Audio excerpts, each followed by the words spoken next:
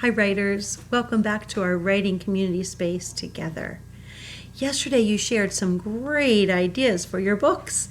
I heard some are writing about their pets, and some are writing about the things they're doing in their house, like building forts, and I even saw a how-to book on your baking that you're doing. So wow, great job getting started with generating ideas for your writing.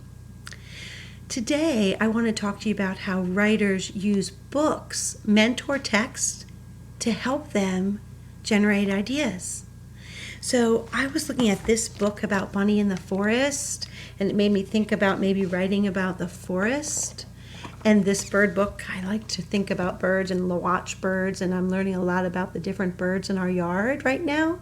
That might be something I could write about. That reminds me of that. And then I was looking at these two books, and I remember these from our classroom.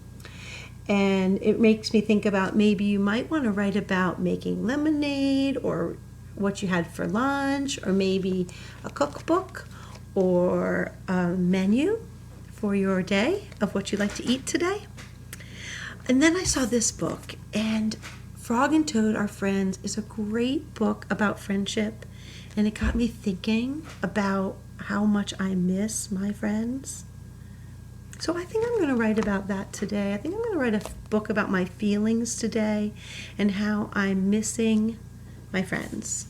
So I'm going to write that. I have paper I'm going to write about. I'm going to make a picture and write some words. And then maybe get another piece of paper and add some more to my book.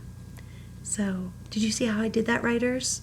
I looked at some books that I've been reading, and I thought about how that could help me generate ideas for my writing. So I can't wait to see what you come up with for your writing today. Have fun, writers.